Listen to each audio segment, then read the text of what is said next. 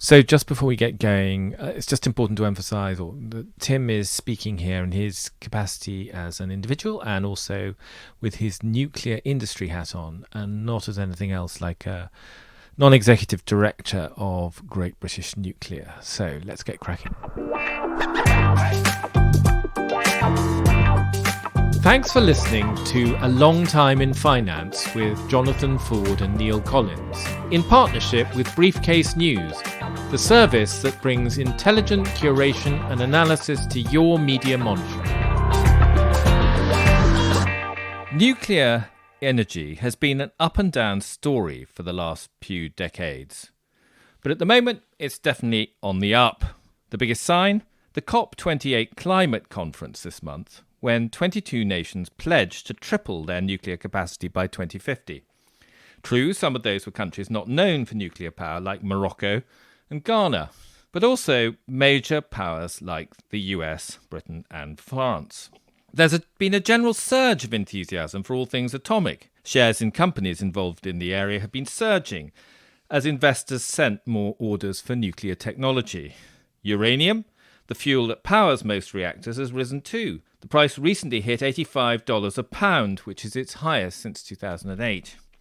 But if it all sounds very bullish, it also begs a question. What does it mean to build all these new nuclear power plants? And if it's so easy, why have we in the West built almost nothing in the past few decades?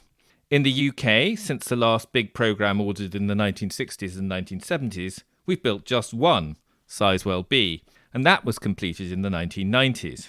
And the one new order at Hinkley Point in Somerset, well, that was supposed to be ready to cook our Christmas turkeys in 2017 and cost £9 billion. Now it's not expected to open till almost 2030 and at a cost 3 times as much. So, to answer some of these questions, we've decided to turn to a man who knows. Tim Stone is a former banker, an ex-director of the European Investment Bank, who now chairs the Nuclear Industry Association in the UK. An advisor to 5 energy secretaries, he's heavily involved in the latest efforts to restart Britain's nuclear sector as a director of Great British Nuclear, the state-owned company that's going to invest in all these new reactors. So welcome, Tim. Thank you, Jonathan. Thank you, Neil. Lovely to be with you. So I suppose we should kick off by asking the big question, which is how likely is it over the next 27 years that we can build 30 gigawatts of nuclear power plants? That's around 25 Sizewell Bs, or one opening roughly each year between now and 2050, given what's happened in the last 27 years? That's a very good question. The fundamental issue is one of scale. It's not can you do it at all, but can you do it at scale? And historically, if you look back, the French delivered their 58 stations pretty quickly. The Chinese have delivered pretty quickly. The Japanese have. The Koreans have. We did pretty well with the AGRs, unfortunately, all of them being different. So there were all sorts of messings around. But what we've never done, what nobody's ever really done, is to build properly as a fleet. So the challenge now is if you're going to do this, if any other country is going to do this, is how do you do this on an industrial scale? And how do you treat it as an industrial project, as a production line, and not as a one-off, let's do a few, let's think about it, oh, we've lost all the skills and do it again. It comes back to a fundamental issue for all states, all governments, which is that the state owns failure in national infrastructure. Doesn't mean they have to build anything, but they have to make sure it happens and that all the skills, all the capacity, all the supply chains, all the bits and pieces you need to make it happen are there. Most states since probably the 70s have kind of just abrogated all that to markets, and it won't work as pure markets. We need much more organisation and a much clearer view as to what has to be done. Can we do it? It's possible. Will we do it? That's going to come down to proper commitment and a clear focus on I've started, so I'll finish. Can I just follow up by asking a question which has been begged by everything you've just said, which is where does all the money come from to create this infrastructure, industrial capacity that will be needed to build all these new plants? Because we might have had some of that capacity in the past, but we've essentially allowed it to all rust over in the last 3 decades. There are 2 options. One is the private sector and the public sector. It doesn't seem to me that the private sector has very much confidence in the nuclear industry. it thinks it's just a stop-start enterprise. So how do you get over that problem? And does it really require the public sector simply to wade in and get fully involved? The fundamental job of the public sector is to create trust and confidence in the whole process, because the things that scare the living daylights out of the investors are, as much as anything, the political risk. And if you look at what happened, you referred to it in the opening, with Sizewell, that was originally a program of 10 reactors. Guess what happened? Only one got built. Political risk is not something that you price in an organised and disciplined way. You tolerate it for a bit and then you just say no. So it's how different countries, frankly, not just the UK, how do we approach this in a way that gives confidence that the political system is consistent and trustworthy, firstly, and secondly, that the processes for building are processes which are recognised as industrialised and not the restart. So you've got a restart problem, undoubtedly. Where's the money going to come from? Well, let's just stand right back. We have to replace the vast bulk of the energy generation system in the UK if we're going to head anywhere towards net zero. You've got to pay for it. You pay for it in the end through your user charges. You pay for it through your electricity bills. The question you're posing is taking the waiting out of wanting, and where does the money come from in the first place, which is then repaid from the bills in due course. Sure. How much capital is involved? Is it something which the private sector couldn't do? No, it's not. It's about confidence, because the money's going to have to come for all of these things, wherever it is. And the question is, how much do we allocate to nuclear? And what are the relative risks of building nuclear from the investor's point of view? So the first answer to this you'll see next year when we see what happens to the financing of Sizewell C. The government and the project team are out at the moment looking for both equity and debt for that. And it'll be a very interesting test to see how the view of that, as the learnings from Hinkley Point C and a more effectively second of a kind, third of a kind process, does actually produce that trust and confidence. I'm not worried about where the money comes from. I'm not worried about that, because you've got the same issue for any form of generation, whatever it is. At the end of the day, whilst nuclear is more expensive, it lasts an awful lot longer. So you've still got the relative cost of electricity coming out at the end of it to be fairly sensible. But fundamentally, we've got to get a process that works, that the investors, whether equity or debt, can actually trust. That's all very well. And if I was a large investor, I would look at what's happened in the past, and I would really think that it was not a great idea to risk the money in my fund. This just looks like a triumph of hope over experience, because in the past, no market in the UK has been prepared to take the risk. They tried it once with the privatisation, but that failed. And given the way that the costs escalate remorselessly, and the political will is always going to be changeable, I don't see why anybody with private sector capital should go anywhere near something like this. And based on your view of the data there, I'd agree with you, but you need to look at what has actually happened that has worked and which ones have worked and why. So if we pick a really good set, the Canadian CANDU reactors, which use natural uranium unenriched, have been built in Canada, in Argentina, in Romania, in South Korea, in China, on time, on budget. Why don't we buy some of these? Well, let's keep going on this. There must be a reason. But the killer issue is not the tech. The tech is actually pretty boring. For all, there's all this hype about nuclear and it being very scary and complicated. It's not. The complicated bit is the bit that you do before you get the license from the regulator. The bit that causes the trouble is the building of it. And the guy that built those CANDUs around the world was the original project director on Abu Dhabi, which is the other one, which is pretty close to on time and on budget, in a country that had never done anything before. So you have a common issue here, not just across nuclear, but with big projects. Look at what just happened to HS2. One of the things that I'd get us to look at is, why do big projects work as opposed to fail? And the ones that work, and I'll include in that a great UK example everybody forgets about, which is HS1, which was on budget and slightly early.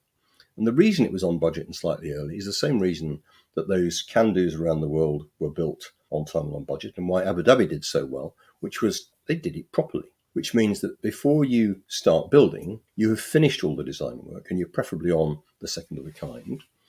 That you've done all the construction planning in immense detail, you have contracts that make sense, and you have people running it who actually know what they're doing. So from everything you've just said, the first big chicken and egg problem is the idea that in order to get private capital into this industry, you need to have an assurance that there will be a big flow of orders coming in future, i.e. you won't just order one, like Sizewell C, and then the whole thing goes cold for 20 years. So how do you ensure that? How can you credibly ensure that utilities which are going to order their first of a kind of a nuclear plant will not have a terrible experience, have their investors scream at them, like Neil, we've seen this story before, it's a disaster, and then the whole thing gets switched off?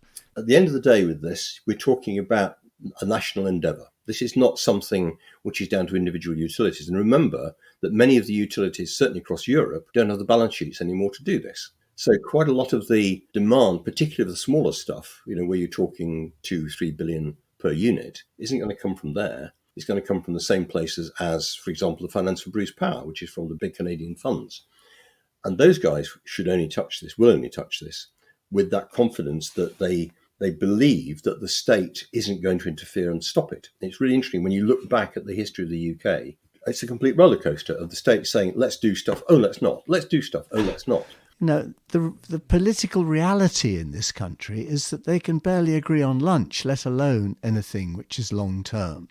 That seems to me to be something which has always been beyond our grasp and is only going to change if you have cross-party agreement, although the history of cross-party agreement on these things is not very encouraging. So I don't see a way forward. Let's presume for a moment that cross-party support exists. And I have to say, I don't wholly agree with Neil, because I think if you look at the Climate Change Act of 2008, as far as I can remember, 2 MPs in the entire House of Commons voted against. Now, you may think it's a stupid piece of energy policy, but the point is it achieved a degree of unanimity. Yeah, like HS2. What exactly is Great British Nuclear going to do? What role can it play in this national endeavour that you talk about? Great British Nuclear has come out of a recognition that we do not have energy security. Nuclear is part of that, and a recognition of what the private sector can and can't do in the context of the state owning failure in big national infrastructure. So what GBN's got to do is to create the beginnings of that fleet build, whether it's SMRs or maybe perhaps some more gigawatt scale as well. What's the state really good at? What's the private sector really good at? The private sector is really good at technical designs, and it can be really good at construction. The private sector is not very good at things like planning permission. It's not very good at sorting out which sites and where these things happen. So GBN has got a couple of jobs. It's got to figure out which tech it wants to build to start with, that we have the most trust in terms of its ability to get to a sensible construction process and sensible outcomes at a sensible price. It's then got to put an environment around that with a developer body to make it happen. And that's where GBN will take part in creating 2 development organisations, 2 DevCos. Those take the early projects forwards, build a fleet build process, and assuming that works properly, and if it doesn't, frankly, we're all going abroad anyway, but assuming that works properly, those 2 DevCos then become a much more private sector organisation. And the question is, what does the state have to do? So it'll have to put some money in there to help make all this happen. So what you call a DevCo, which is a sort of vehicle, will actually build a nuclear power plant. Is that what you're saying? That's what I'm saying. So you have two competing DevCos. They each build a plant. The word competition needs knocking out of this because it's much more about... and the reason I say that is you can't run competitions on big national infrastructure. It doesn't work. The numbers just don't work. It's about how do you have a couple of organizations where you can compare and contrast, where you can learn from each other, firstly. Secondly, you do need parallel delivery processes because the pace and scale of what we have to do is large. So one single body on its own isn't going to be enough. You need 2 cranking forwards. If you're going to have 2 SMR designs taken forwards, and you'd want to do that to avoid the eggs in baskets risk anyway, have one that focuses on the rapid delivery of each, because at the end of the process here, if we're going to get to these sort of numbers, you're not going to do this on 8, 9, 10-year builds. You're going to have to do this when you're on the site. You're arriving on site to sparks out of the end in a couple of years. Otherwise, the simple timescale isn't going to work. And that's where the SMR manufacturing process should, underlined, make a big difference. I know Neil's itching to jump in, but I just want to quickly on SMRs. So for our listeners, so they can understand what we're talking about here. Most reactors that we have are around, I'd say, 1,000 megawatts, somewhere 1,000 to 1,500 megawatts. So very big. These are much smaller and could be as small as 100. but most of the kind of what you might call mainstream design is somewhere between 250 and 500 megawatts. Why do we build large reactors? We built large reactors because it has economies of scale. So it's the electricity that comes out of a large reactor tends to be cheaper. These are more expensive. They were originally conceived of as things which were going to do specialist processes like create industrial heat and power, but now are seen increasingly as a way you can generate electricity. So Britain is talking about building, I think through Great British Nuclear, the idea is that those will be mainly small designs. Is that right? It'd be small reactors to start with, but GBN is also going to be looking at whether or not it should be doing gigawatt scale as well. But let's come back to the SMRs, because as you said, the big ones are there, and they became bigger and bigger and bigger. So the Westinghouse AP1000 started life as the AP600, made bigger to spread the fixed costs. So therefore, you would think from that, and Neil would be a good quizzical chap who would say, well, of course, if you make it smaller, the fixed costs will just swamp the thing. It's not about doing it the same way. The whole point about SMRs, first of all, I want to call them small modular power stations, not small modular reactors, because actually, I used to finance aeroplanes. I didn't finance engines. They don't generate revenue. It's the aeroplane that generates the revenue, just like the power station generates the revenue. So the question is, can we use these smaller designs in a completely different approach to delivery so that it becomes much more of a product? You are, in effect, buying an A320 or a 737, a standard design that you crank out at a rate of knots, where the vast bulk of the work is done in the factory, on the factory quality conditions.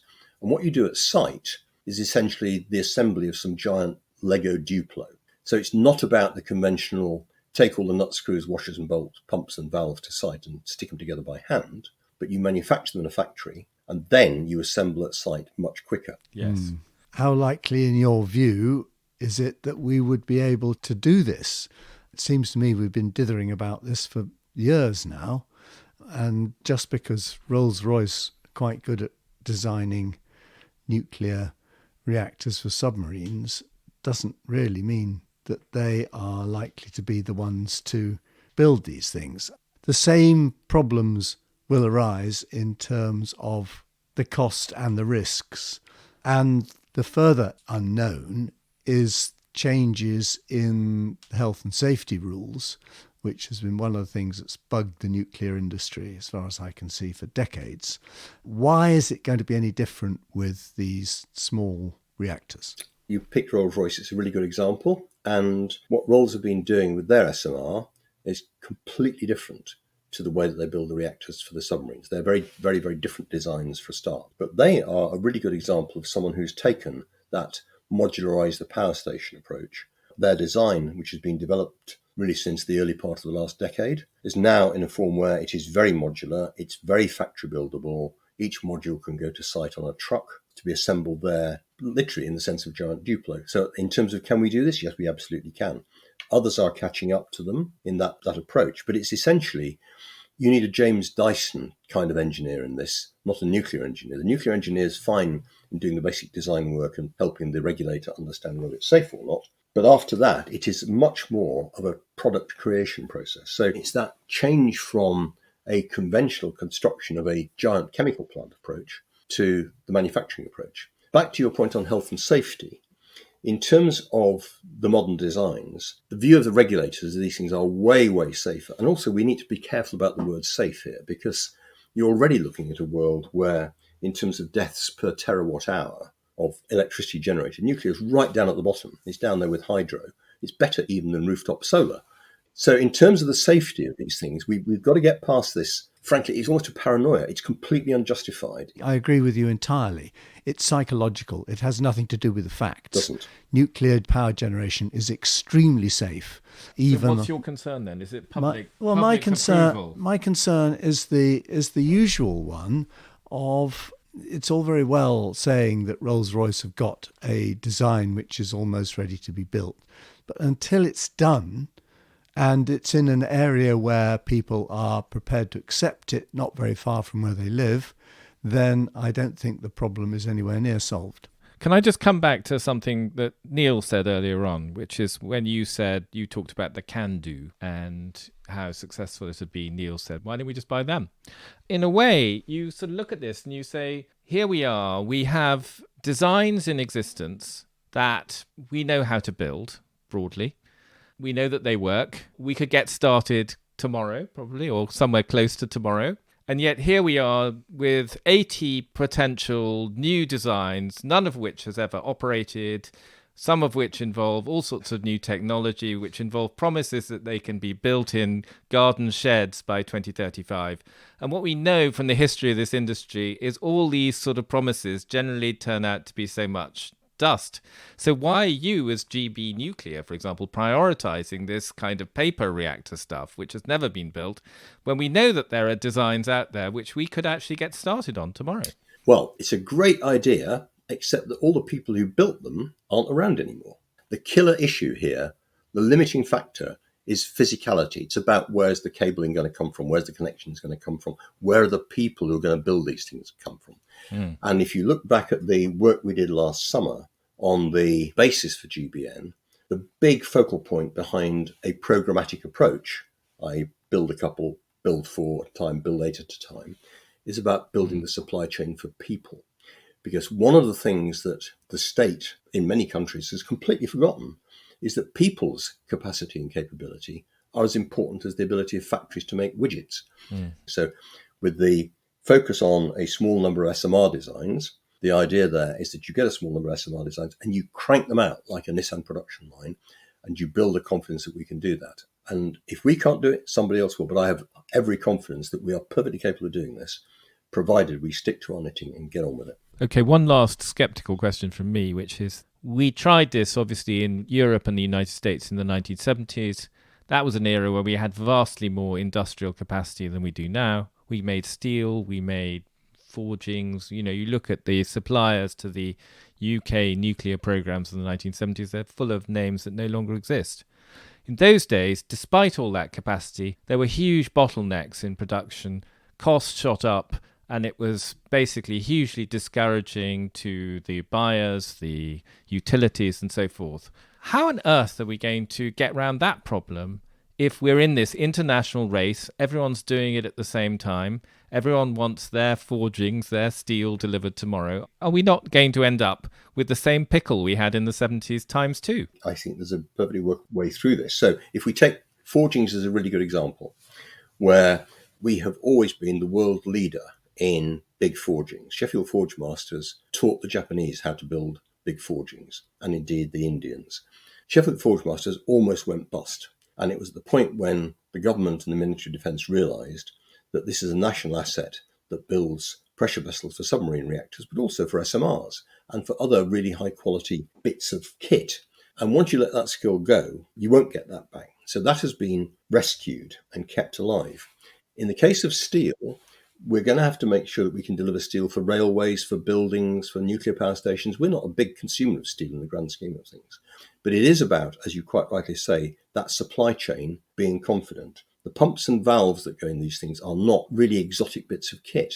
And you're quite right that the question is going to be, can we make sure that as we build up the supply chain for people with Great British Nuclear, we build up the supply chain for kits and parts?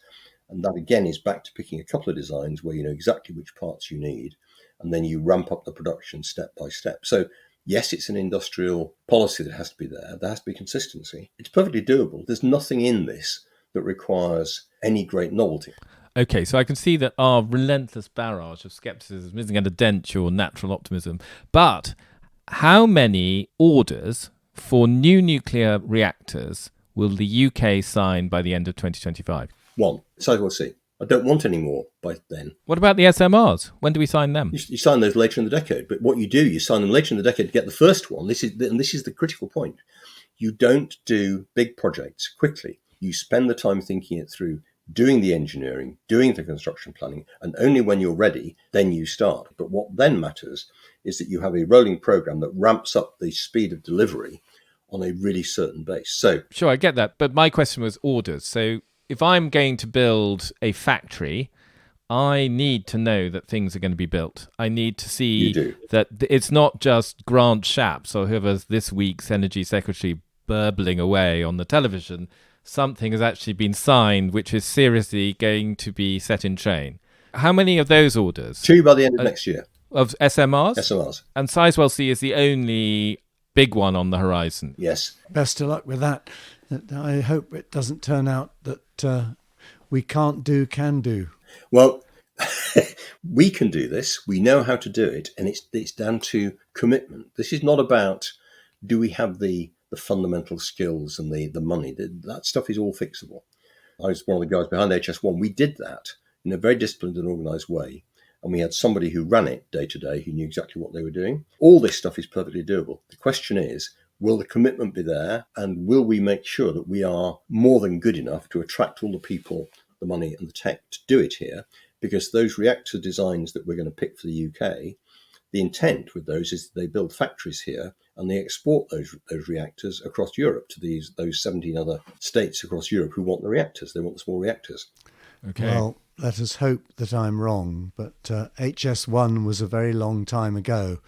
The more recent example is less attractive. Well, there we are. As a usual kind of encouragement coming from the touchline here. I just think, I wish you every success and more power to you. But the political quagmire that you're trying to wade through is enough to defeat a normal mortal. But of course, you are not a normal mortal. The political quagmire here is something where I think it's self-induced because there's been no real need to do this for some time. This is a state endeavour. Whichever way you cut it, and whichever way your politics are, it is a state endeavour. And if the state doesn't get behind it, then the consequences will be an appalling legacy for the politicians who let it wither on the vine. And all I can say is if we can keep this consensus going and understanding why, and this is part of why JQ Public needs to understand why this is so important to ensure that the politicians don't have an excuse or frankly a reason to start messing around, because we've got one shot. If we get this wrong, if the political support fades, we'll not get it back again in terms of industry, people and money interests for well over a decade, at which point it's too late. And if you want to end up with a balanced grid where the energy price that comes out of the end is sensible, we've got one shot to get this right. And if we don't get it right, and you end up in the parlour state that the Australians are heading towards, we will lose business. So one of the things that's worth remembering is, the manufacturing economy of the 2050s, a lot of it's going to be about data. Microsoft 2 years ago hired a chief nuclear engineer because they want to know they've got access to reliable 24/7, sensibly priced electricity.